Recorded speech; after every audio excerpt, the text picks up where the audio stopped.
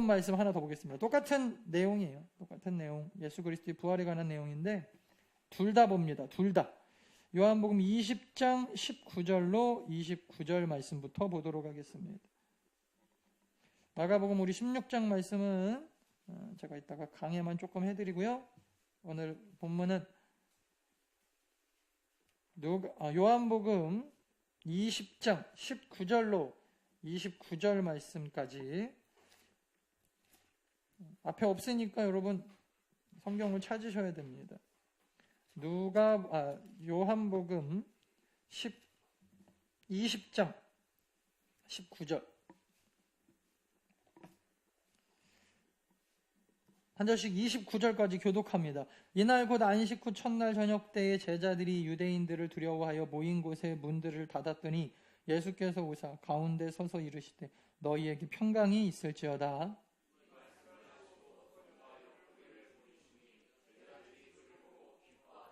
예수께서 또 이르시되 너희에게 평강이 있을지어다. 아버지께서 나를 보내신 것 같이 나도 너희를 보내노라.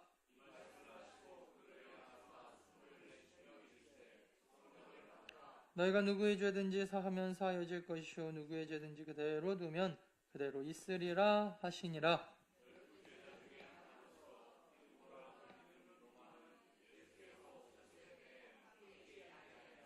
다른 제자들이 그에게 이르되 우리가 주를 보았노라 하니 도마가 이르되 내가 그의 손에 못자국을 보며 내 손가락을 그 못자국에 넣으며 내 손을 그 옆구리에 넣어 보지 않고는 믿지 아니하겠노라 하니라.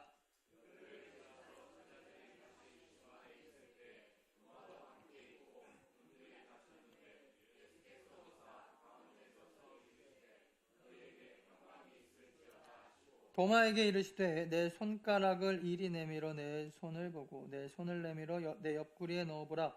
그리하여 믿음 없는 자가 되지 말고 믿는 자가 되라.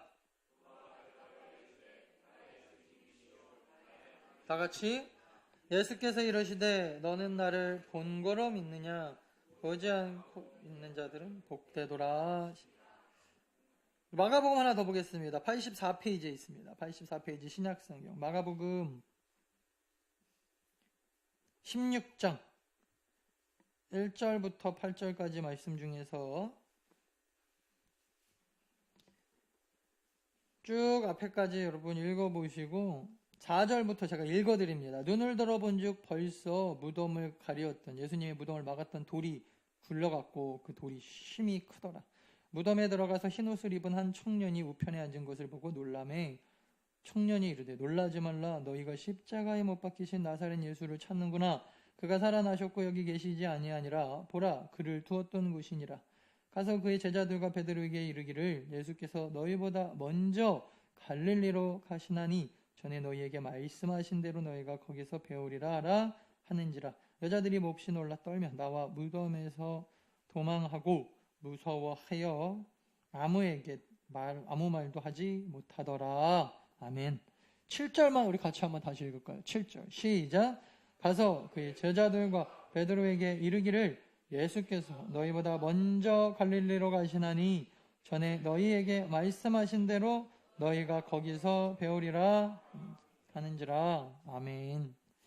여러분 우리 새벽에 조금 이어서 새벽에 우리 예배에 오신 분들은 아시겠지만 사실 기독교는 생명의 종교라고 합니다. 생명의 종교가 무엇인가? 생명의 종교가 아닌 종교도 있습니까? 예, 아닌 종교도 있습니다.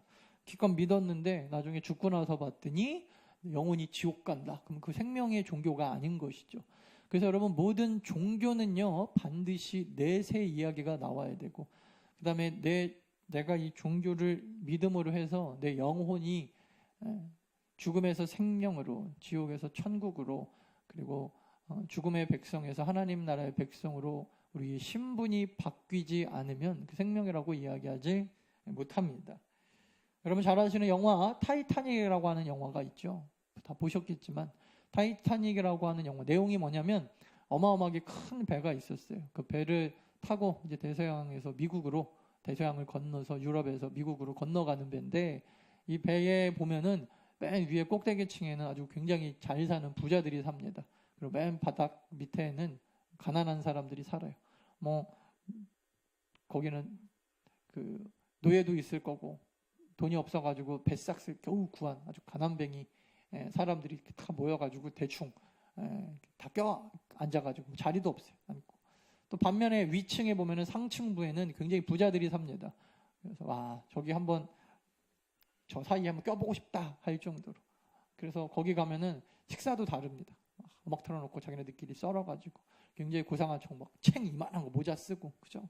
그리고 끝나면 뭐 자기네들끼리 또 주일날 안식일날 예배도 드리고 아무튼 굉장히 고상하게 살아가는 사람들은 배 위층에 다 모여서 살고 그리고 밑바닥 인생 참 저렇게 살고 싶을까 싶을 정도의 굉장히 불쌍한 사람들은 다 1층 내지는 그 밑바닥에 이렇게 살고 있고 우리나라 옛날에 그 설국열차 같이 앞쪽에는 능력 있는 사람 뒤에는 태어날 때부터 태생이 굉장히 꼬인 사람. 근데 여러분 그럼 뭐합니까? 배가 갑자기 좌초해가지고 기울기 시작합니다. 배가 곧 있으면 이제 그 바다에 다 빠질 판이에요. 그러니까 그때 필요한 건 뭐죠? 구명정이 필요하고 배가 좌초했을 때 다른 배로 옮겨 탈 수 있는 구명 보트가 필요한데 그 영화에 보면 처음 장면에 이렇게 나와요. 왜 구명 보트가 이거밖에 없죠? 타이타닉호가 너무나 크고 웅장하고 멋진 배인데 혹시라도 그 미관상 가려질까봐 나중에 사고 나면 어떡합니까? 사고 안 납니다. 사람들이 믿었어요. 설마 타이타닉호가 수십 번 왔다 갔다 했는데 미국과 유럽을 절대 사고 안 납니다. 나면 어떡할 건데요? 안 납니다. 나면요. 안 난다니까요. 그리고 출발을 했는데 났어요. 여러분 아무리 내가 안 난다고 믿어도 사고가 나면 필요한 게 구명보트거든요. 그때는요 여러분 뭐 위에 살고 있는 사람 아래 살고 있는 사람 이제 그 차이가 없어졌습니다. 하여간 어떻게 해서든지 먼저 구명보트에 올라타는 사람이 임자예요. 거기 보면 굉장히 멋있는 장면이 나오죠. 남자들이 여자와 아이들을 먼저 배에다가 막 싣고 그 다음에 자리가 좀 남으면 남자들이 타려고 했는데 아무튼 그 구명보트가 모자라니까 막 영화상에서 난리가 나잖아요. 그죠? 근데 거기서도 여러분 그 끝까지 배를 포기하지 못하고 앉아가지고 죽음을 맞이하는 그 선장이 보여요. 굉장히 고상하게 앉아가지고 죽음을 맞이하고 또 어떤 사람은 거기서 음악 연주하는 사람들 실제로 있었다 그러죠. 이 사람들이 배가 마지막에 침몰할 때까지 찬송가를 연주하고 나의 갈 길 다가도록 그건가요? 뭐 그거 연주하면서 마지막에 최후를 다 맞이하는. 그래서 사람들이 막 우왕좌왕할 때 찬송가를 연주해서 평안하게 그 보트로 이렇게 타게 했던 뭐 그런 사람들도 나오고. 근데 여러분 위에 살든 아래 살든 당장 여러분 마지막 때가 돼가지고 내 영혼이 하나님 앞에 섰을 때는요 이 땅에서 무슨 이건희 씨같이 저렇게 좀 죄송한 얘기로 죽지 못해 살든 죽고 싶어도 지금 못 돌아가시잖아요. 계속 사람들이 숨을 붙여놓으니까 붙여놔야 아마 자기네한테 이득이 되는지 어쩐지 어떤 계속 이렇게 붙여놓으니까 저렇게 사시든 또 그냥 우리같이 이렇게 평범하게 살든 우리보다 더 못하게 노숙자로 살든 하나님 앞에 딱 섰을 때는 사실은 이제부터 중요한 것 이 사람이 내 영혼이 생명이 있느냐 없느냐 내 영혼이 지옥 가느냐 하나님 품에 안기느냐 이제부터 그게 중요한 거예요. 사냐 죽느냐 하는 문제에서 타이타닉 호가 여러분 막 바다에 침몰하는데 거기서 배가 고프다고 여러분 다른 사람 다 구명보트에 올라타는데 오늘 저녁은 무엇입니까? 이렇게 물어보는 사람이 있다면 그 사람은 제정신이 아닌 거예요. 지금 배가 막 기울고 있는 거 아닙니까? 그리고 배가 만약에 그럴지 몰랐겠지만 대부분 이 배가 무너질 줄 알았다면 사람들이 타지도 않았겠죠. 타지도 않고 믿었잖아요. 절대 이거는 무너지지 않고 절대 좌초하지 않는다. 믿었잖아요. 그 믿음이 배신했을 때는 어떡할 거냐고요. 그때는요 여러분 더 이상 타이타닉호에 저 비싼 동네에 살면은 저녁밥이 오늘 메뉴가 무엇인지 거기선 침실이 뭐 침대가 무엇인지 내 안에 보물이 있는지 없는지 여러분 이제부터는 그게 중요한 게 아니라니까요. 그래서 여러분 이 종교가 생명이 있느냐 없느냐를 물어볼 때는 이 종교가 진짜 정말 제대로 된 종교가 아닌가를 여러분 볼 때는 다 여러분 우리의 삶의 문제, 이 육신의 삶의 문제를 넘어서서 영적인 문제한테 어떤 일이 있어도 해결을 해줘야 돼. 해결을. 기독교는 왜 생명이라고 얘기하는가? 예수 그리스도의 부활이 있기 때문입니다. 만약에 우리가 예수 그리스도의 부활이 없다고 한다면 우리도 그냥 어차피 죽을 인생이에요. 어차피 한 번 살다가 죽을 인생. 부활은요, 그것으로 끝나는 것이 아니라 우리의 죽음 이후에 우리가 육체적으로, 따라합시다. 육체적으로 다시 산다. 물론 우리가 그때 받을 육체는 지금 가지고 있는 육체와는 다를 거예요. 지금 가지고 있는 이 육체는 죽을 육체, 죄로 인하여 죽어가는 육체고, 우리가 다시 부활한 그때에는 오늘 예수님처럼 막 이 시공간, 때로는 3차원의 공간을 때로는 막 초월하기도 하는, 전혀 이성적이지 않은, 그죠? 내 생각으로, 내 뇌로는 전혀 이해할 수 없는 아주 새로운 육체를 가지고 이 땅에서 말 그대로 영생불사할 건데, 이걸 가지고 하여튼 이단들이 너무 장난질을 해놨어요. 절대 이 땅에서 죽지 않는다. 뭐 신천지들이 이만희를 믿고 따라가면은 전혀 절대 안 죽는다. 보세요, 여러분. 이만희 씨 반드시 죽습니다. 제가 여러분들한테 한 1억 걸고 가지고 있는 게 그밖에 없으니까 한 1억 정도는 제가 대놓고 이만희 씨 안 돌아가시면 여러분들한테 제가 다 나눠드릴게요. 전 장담할 수 있어요. 그렇게 해서 여러분, 우리가 믿고 싶은 대로 내 마음대로 이 땅이 되는 게 아니라니까요. 근데 그런 영생불사를 이야기하는 게 아니고, 여기서 말하는 부활과 우리의 영생이라고 하는 것은, 여러분, 우리가 하나님 앞에 죽음을 보지 않고 가는 사람도 있을 거고, 대부분의 사람들은 아마 특별한 경우가 아니면 여기서 다 이제 돌아가실 텐데, 돌아가셔서 우리가 잠깐 하나님과 함께 있다가 다시 이제 부활하는 거예요. 육체를 가지고 부활. 그래서 이 부활한 육체를 가지고 이제 영원토록 이 땅에서, 이 새 하늘과 새 땅에서 영원토록 살게 되는 이 역사, 이것을 우리는 새 창조, 그리고 새 생명, 이렇게 이야기를 하는 것입니다. 안 믿기죠? 아이고, 안 믿기죠? 어떻게 하겠어요? 안 믿기는데. 이상하죠. 근데 저는 왜 이게 믿어질까요? 그러니까 여러분, 믿음이라고 하는 것은 뭐 어떻게 과학적으로 설명해갖고 할 수 있는 건 아닌 것 같아요.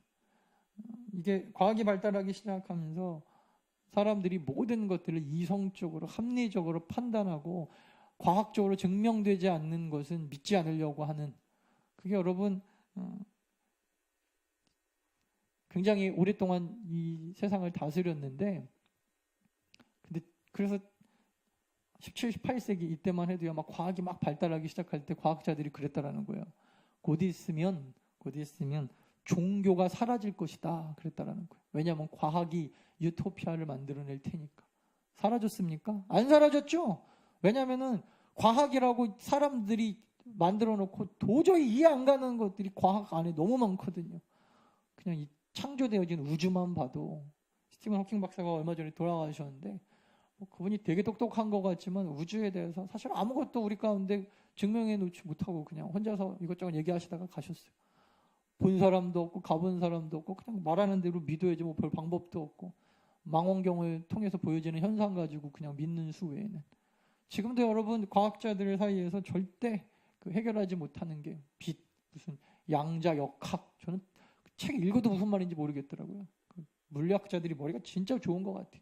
근데 그렇게 여러분 머리 좋은 무슨 과학으로 접근해도 도저히 풀리지 않는 신비가 도처에 깔려 있는 게 이 땅인데, 사람들은 아직도 과학을 그래서 무슨 우리가 다시 산다는 것이냐, 어떻게 죽었던 사람이 다시 사냐, 마음대로 살아보라니까요. 그렇게 여러분 자기가 믿고 싶은 대로 믿는다고 해도 타이타닉호가 좌초될 거라고 아무도 몰랐습니다.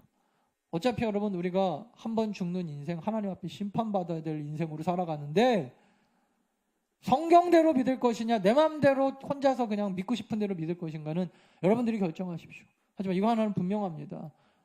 성경을 믿는다라고 하는, 하나님의 말씀을 붙잡고 살아가는 우리들은, 따라합시다, 우리는 예수님처럼 부활할 것을 믿습니다. 여러분, 믿음으로 살아가시게 되기를 간절히 축원합니다. 예수님이 이렇게 부활하고 났는데 그때도 아무도 안 믿었어요. 아무도 안 믿고, 심지어 예수님과 함께 3년 동안 그 기적을 참 아팠던 제자들도 아무도 안 믿었어요. 예수님이 돌아가시고 나니까 그 다음번에는 자기네들이 죽을 줄 알고 요한복음 20장 19절에 보니까 안식 후 첫날, 오늘처럼 주일인데 이 주일날 제자들이 문을 꼭꼭 닫고 예수님 죽이러 이제 예수님 죽였으니까 안식일 끝나면 그 다음 누구예요? 제자들이죠. 그래서 예수님 죽인 이 로마 군인들이 이제 우리 죽이러 올 거다. 대제사장들이 우리 죽이러 올 거다 생각하고 다 제자들은 꼭꼭 숨어가지고 문 닫고 잡혀갈까봐 숨어 있고 그나마 조금 담대한 게 여자들이었어요. 여자들은 뭐 이 당시 크게 앞장서 갖고 뭐 일하는 사람들 아니니까 뒤에서 그냥 도와만 주지. 그러니까 여자들이 조금 담대하게 예수님 무덤에 갔더니 예수님의 무덤에 시체가 없어진 겁니다. 무슨 생각했겠어요? 아, 이거 누가 가져갔다. 이거 누가 음모가 있구나. 예수 그리스도 시체 이걸 누가 가져갔다. 이것들이 죽이는 것으로도 모자라서 아주 그냥 시체 가져다가 뭐 어떻게 하려는가 보다. 뭐 이런 생각을 했겠죠. 여자들은 여자들대로. 그래서 제자들한테 그 얘기를 하니까 그때서야 천사가 이야기한 마가복음에 뭐라 그랬어요? 예수님이 계속해서 약속하셨던 거 있거든요. 내가 죽은 다음에 다시 살아나서 3일 만에 다시 살아나서 너희보다 먼저 유대에서 지금 돌아가셨는데 북쪽에 있는 사마리아를 지나서 북쪽에 있는 갈릴리 그쪽에서 너희 기다리고 있을게 하는 얘기를 이제 그때서야 기억이 났더라는 거예요.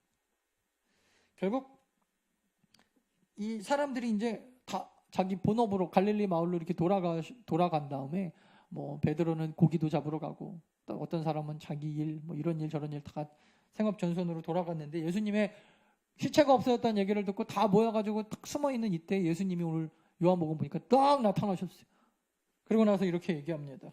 20절입니다. 20장 20절 19절부터 가운데 서서 이르시되 19절이네요. 가운데 서서 이르시되 너희에게 밑줄 뭐가 있을지어다? 평강이 있을지어다. 지금 제자들이 지금 평강이 있었다는 거예요? 없었다는 거예요? 없었다는 거죠? 왜 없었을까요? 예수님 죽인 사람들이 그 다음에 자기 죽이러 오는 줄 알았거든요. 그래갖고 갈릴리 마을에 이렇게 숨어가지고 자기 동네에서 예수님과 같이 사역했던 그 갈릴리에서 이렇게 숨어 있었는데 문 꼭꼭 잠그고 불안하죠? 괜히 예수 따라다니다가 이제 내가 죽게 생겼구나. 내가 온 인생을 걸어가지고 이 사람 쫓아다녔는데 결국에는 이렇게 끝나는구나. 그리고 내가 여기서 끝나는 게 아니라 이제 내가 죽는구나. 얼마나 불안했겠습니까? 그 예수님이 부활하셔갖고 제일 먼저 오셔갖고 한 게 뭐냐면 샬롬, 평강이 있을지어다. 너나운 교회 성도들의 삶 가운데 평강이 있을 줄 믿습니다. 이 평강 어떻게 가능할까요? 따라합시다. 부활하신 예수님을 만나야 된다. 이거예요. 부활하신 예수님을 만나면요 없던 평강이 생기는 거예요. 사람들은 죽으면 끝난다고 생각합니다. 세상 사람들은 저 끝에 고난의 저 끝에 죽음이 있다고 생각해요. 그래서 고난 당하다가 이 고난 좀 끝내고 싶다 하면 그래서 마지막에 혼자 선택하는 게 자살 아니에요? 죽으면 끝난다고 생각하고 또 죽기 직전에 사람들은 죽을까봐 벌벌벌 떠는 거예요. 예수 때문에 나도 죽게 생겼구나. 알고 있었어요, 예수님이. 그러니까 예수님이 부활의 육체를 오셔갖고 우리 가운데 제일 먼저 주신 샬롬, 너희한테 평강이 있을지어다. 그래서 우리 가운데 평강을 딱 주시면서 시작을 하시는 거예요. 예수 믿는다고 하면서 때로는 우리의 삶 가운데서 평강이 없을 때가 있죠. 이유가 무엇일까요? 오늘 본문에 보니까 딱 이유는 하나예요. 부활의 주님을 잊고 삽니다. 예수 그리스도는 부활이요 생명이고 예수 그리스도는 생명 자체인데 사람들이 불안해요. 돈이 없으면 죽는 줄 압니다. 그렇습니까? 아니요. 제자들은 이미 돈 같은 거 가지고 있지도 않았어요. 심지어 불안해갖고 막 문 꼭꼭 걸어 잠그고 내가 내 인생의 소망으로 걸었던 그 사람이 지금 돌아가셨으니 다 잊어버린 줄 알았어요. 끝나는 줄 알았습니다. 아, 이대로 내 인생 끝나는구나 생각했는데 그렇지 않죠? 예수님이 뭐라 그랬어요? 샬롬, 평강이 있을지어다. 결국 여러분 우리가 부활주의를 오늘 맞이해서 꼭 기억하셔야 되는 거. 돈이 우리를 평강하게 합니까? 평안하게? 뭐 자녀가 내 마음대로 막 좋은데 탁탁 들어가지고 원하는 사람하고 만나고 결혼하고 좋은데 취직하고 막 찍어놓고 기도했더니 뭐 저 물건이 내게 되고 좋은 집 들어가고 그리고 좋은 회사 들어가고 원하는 대로 여러분 다 한다고 해서 우리 가운데 평강이 있는가? 없더라는 거예요. 왜 없는가? 진정한 평강은 부활하신 예수 그리스도를 만나서 예수 그리스도가 우리 가운데 평강을 허락하실 때야. 그때 있는 거예요. 그때. 왜 우리 안에 평강이 없는가? 여러분, 우리 삶을 돌아보기를 원합니다. 그리고 부활하신 예수 그리스도 오늘 단단히 붙잡고 평강을 붙잡고 평안하게 살아가는 더 나은 성도들 되어주시기를 간절히 축원합니다. 부활하신 예수님이 우리 가운데 주신 가장 큰 선물 3개가, 첫 번째가 평강이에요. 두 번째는요, 여러분, 믿음입니다. 믿음. 따라합시다. 믿음. 오늘 본문 보니까 도마가 예수님을 나타나셨을 때 없었어요. 나중에 왔어요. 예수님이 왔더라. 뭔 소리냐, 거짓말하지 마라. 내가 예수님이 손자국 못자국 손가락 이렇게 넣어보지 않으면 못 믿겠다. 그 다음에 예수님이 또 나타나셨어요. 도마 앞에 딱. 도마가 깜짝 놀랐겠죠. 자기가 한 말이 얼마나 창피했겠습니까? 그 예수님이 꼭 들으신 것 같이 얘기하잖아요. 내가 꼭 뒤에서 얘기했는데 앞에서 다 들으신 것 같이.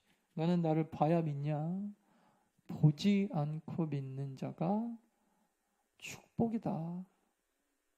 여러분, 우리 더 나은 교회 성도는 봐야 믿는 사람들입니까? 보지 않고 믿는 사람들입니까? 27절 볼까요? 27절. 요한복음 20장 27절. 같이 읽겠습니다. 시작. 도마에게 이르시되 내 손가락을 이리 내밀어 내 손을 보고 네 손을 내밀어 내 옆구리에 넣어보라. 그리하여 믿음 없는 자가 되지 말고 믿는 자가 되라. 제가 목회해보니까 여러분, 어떤 사람은 믿음이 좋은 사람이 있고 믿음이 좋다는 게 다른 게 아니에요. 무슨 얘기하면요, 금방 믿어요. 이제 막 새가족, 이제 새신자들인데도 금방 믿어요. 10년, 20년을 아무리 얘기해도요, 여러분, 못 믿겠다고 막 이런 분들이 있어요.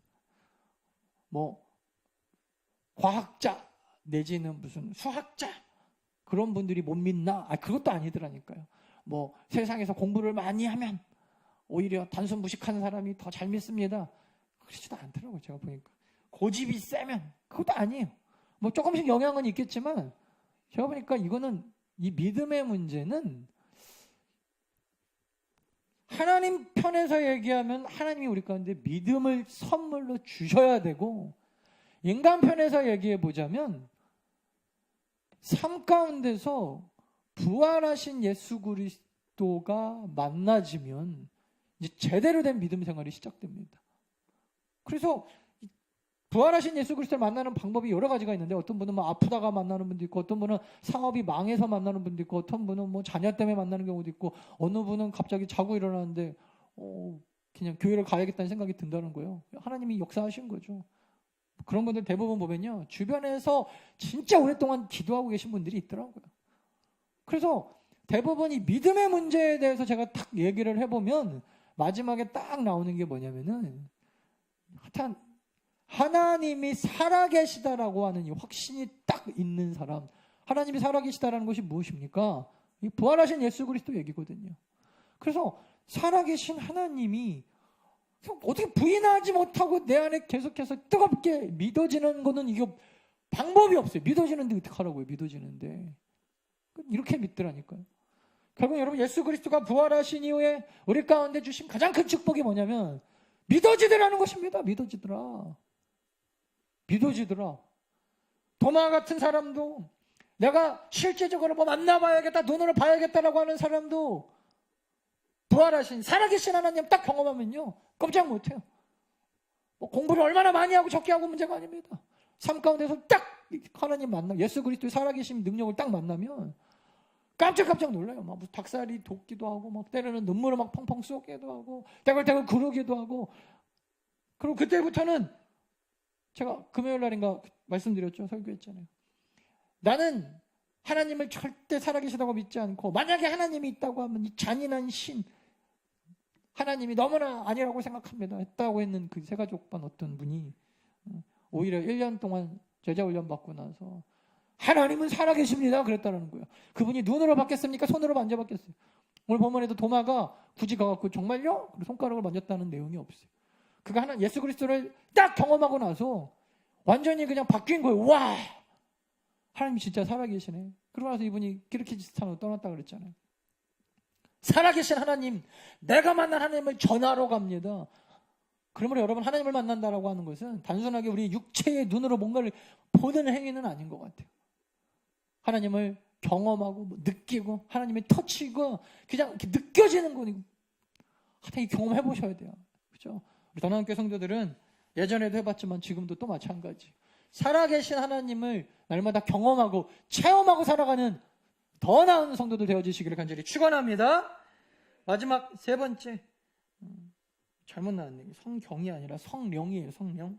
부활하신 예수님께서 우리에게 주신 가장 큰 세 번째 선물이 바로 이 성령이라는 거예요. 성령. 앞부분에 한번 다시 볼까요? 요한복음 20장 19절입니다. 19절. 예수께서 오사 가운데 서서 이르시기를 너희에게 평강이 있을지어다 이 말씀을 하시고 손과 옆구리를 보이시니 제자들이 주를 보고 믿으면서 기뻐합니다. 그러면서 21절 다 같이 시작. 예수께서 또 이르시되 너희에게 평강이 있을지어다 아버지께서 나를 보내신 것 같이 나도 너희를 보내노라 이 말씀을 하시고 그들을 향하여 숨을 이르시되 성령을 받으라. 할렐루야. 우리 더 나은 교회도 성령 받는 교회 되기를 간절히 축원합니다. 그러므로 여러분 성령 역사가 왜 일어나는지가 중요해요. 예수님이 오늘 성령을 제자들에게 주시는 딱 하나 이유가 있어요. 그 앞에 나오죠. 뭐 다른 여러 가지 이유도 따져보면 많겠지만 오늘 본문만 봐서는 예수 그리스도가 우리 가운데 성령을 주신 이유.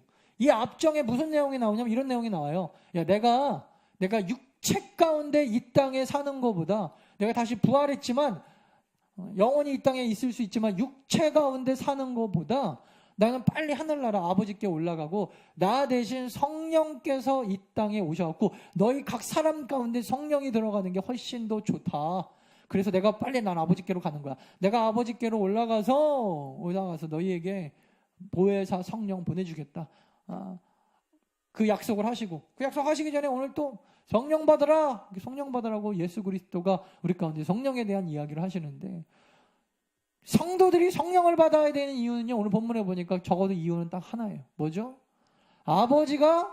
하나님 아버지가 예수 그리스도를 이 땅에 보내신 것처럼 나도 더 나은 교회 성도들을 내 부활의 증인으로 복음의 증인으로 세상에 보내기 위해서 따라합시다. 세상으로 들어가기 위해 성령 받아야 된다. 어떤 사람들은요 성령 받아가지고 신유의 은사 주십시오. 병고침의 은사 주십시오. 성령 받고 뭐 방언도 하고 뭐도 하고 다 하는데 결정적인 순간에 세상에 들어가서 복음의 증인으로 예수 그리스도의 증인으로 부활의 증인으로 살아가는 사람들이 하나도 없어요. 몰라 성령이 필요해요. 성령 받으면 좋잖아요. 안 받는 것보다. 성령 받으면 왠지 뭔가 뜨겁고 뭐 좋다고요. 성령 받으면 뭐가 달라지고 좋다니까요.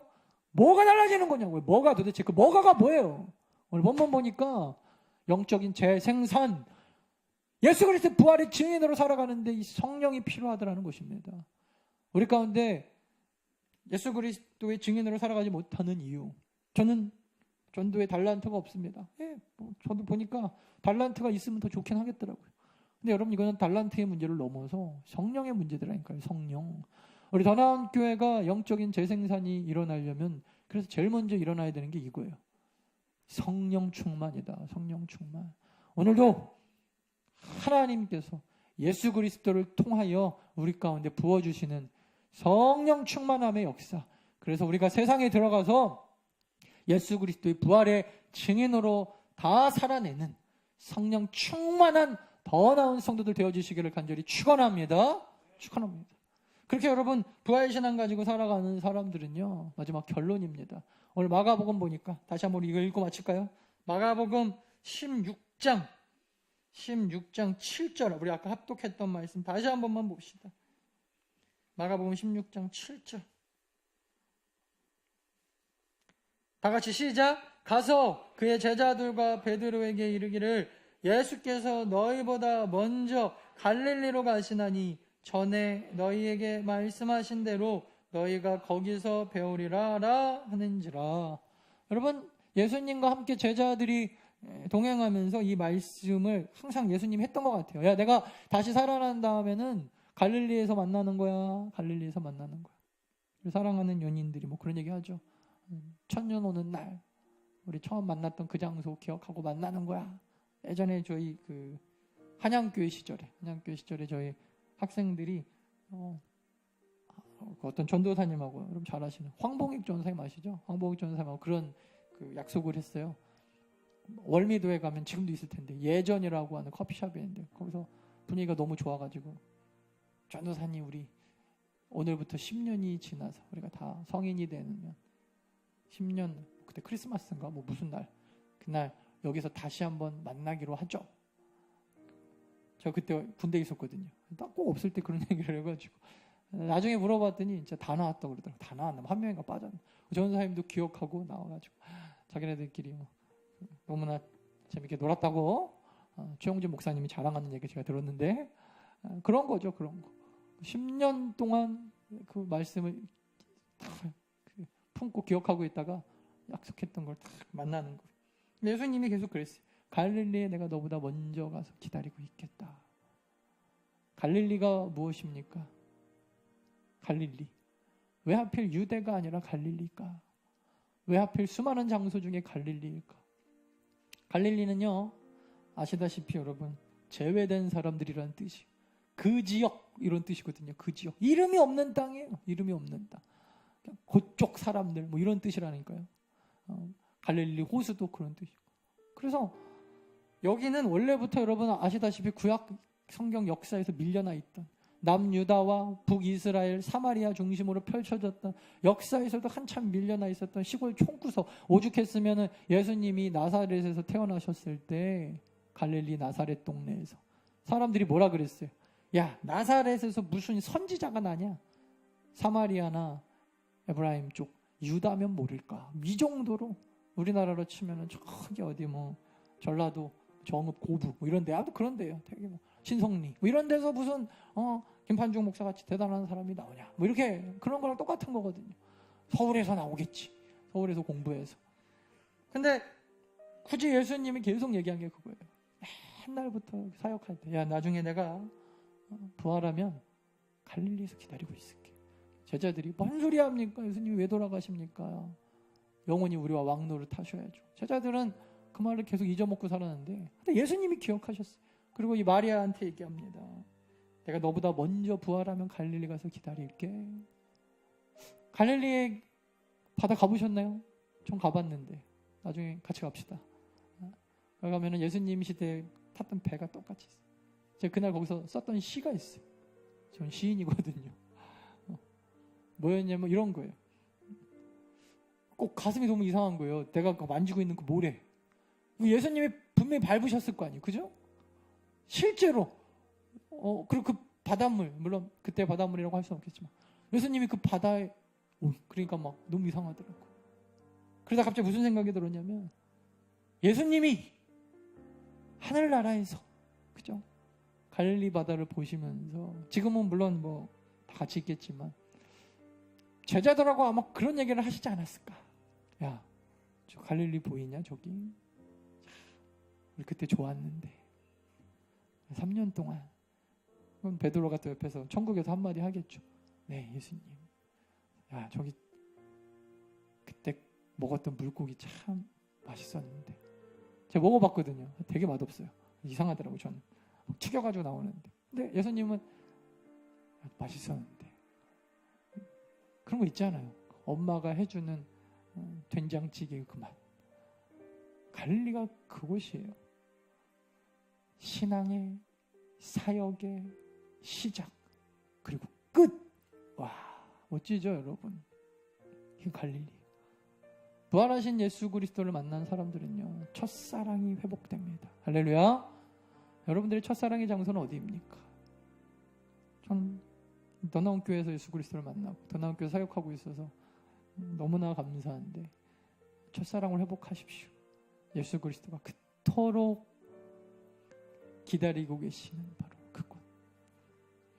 예전에 제가 어떤 분의 간증을 들었는데 이분이 사모님인데 미국에서 공부하시면서 그 목사님 따라서 남편이 공부하니까 따라와가지고 자기가 너무 신앙이 자꾸 떨어지니까 하나님하고 약속을 했대요. 주님, 내가 교회는 멀어서 못 나가고 마당 저기 그 마루 저기 그 창문 옆에 있는 저 자리 방석 있는 저 자리 내가 저기서 새벽 예배 드리고 싶습니다. 약속을 했다는 거예요. 하나님과 만나는 그 자리. 그러고 나서 1년이 지났는데 자기가 새벽 예배를 잘 못 드렸대요. 너무 거기가 겨울이면 춥고 막 외풍이 세서. 그래서 뭐 여기만 어떠랴. 어떤 때는 누워서 자다가 깨면 깜짝 놀래가지고 주님 오늘은 까먹었네요. 뭐 이러고 넘어가고.